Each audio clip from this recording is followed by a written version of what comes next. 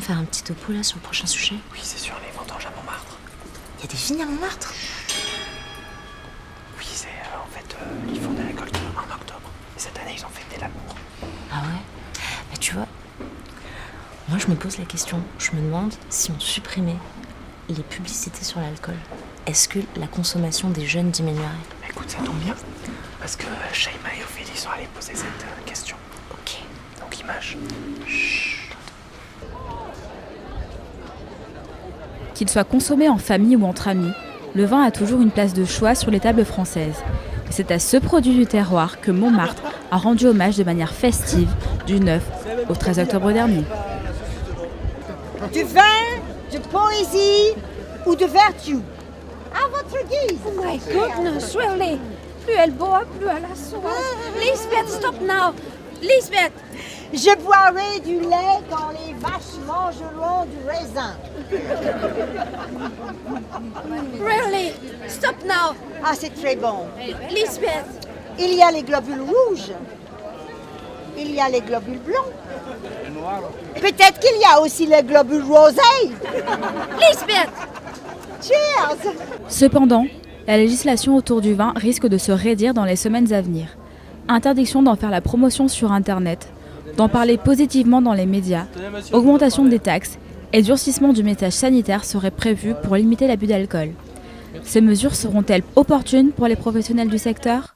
C'est important de faire la promotion de la filière viticole et vinicole, étant donné que ça touche le terroir français, ça touche les mœurs françaises et c'est notre façon de vivre. Étant donné qu'on sait très bien que c'est pas avec le vin que le souci, ça va être quoi? Ça va être les gens qui boivent de trop, qui vont se saouler, l'alcoolisme. C'est pas en grande majorité avec le vin qu'on va se saouler le plus, ça va être plutôt ce qu'on va trouver en alcool fort.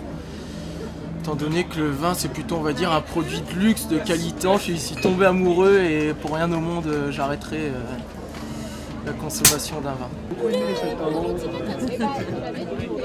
Ah non, mais écoute, la montée de la clarinette en mode piano forte, mais...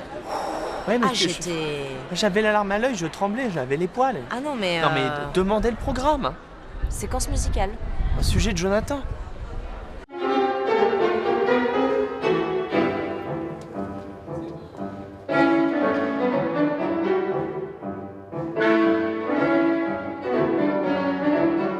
J'ai en charge principalement donc l'orchestre et le chœur Sorbonne Université avec évidemment mon collègue et ami Ariel Alonso qui est chef du chœur et moi je suis plus particulièrement directeur musical de l'orchestre.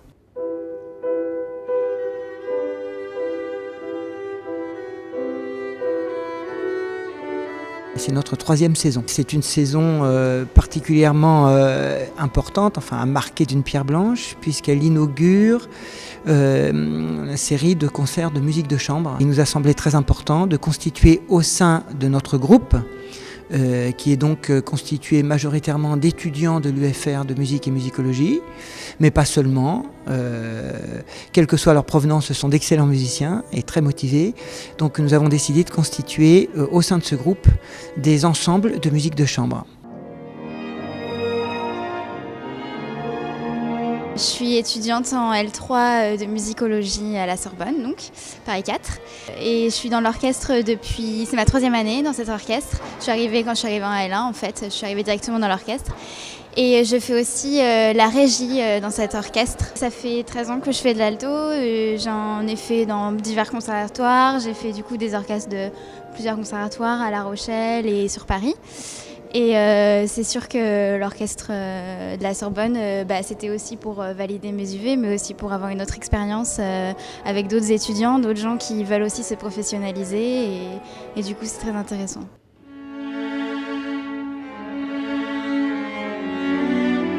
Je suis rentrée dans l'orchestre l'année dernière aussi, en première année.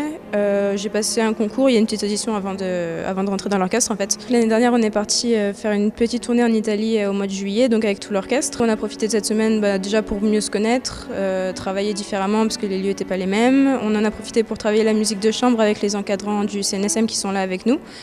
Et donc c'est vraiment une super expérience parce que du coup, on s'est tous un peu rapprochés. Chaque pupitre s'est un peu mélangé, du coup c'était vraiment sympa.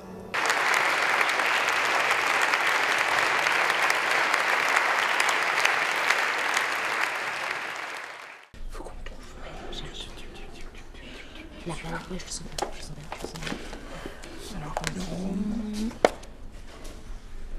affection. À la semaine prochaine. À la semaine prochaine.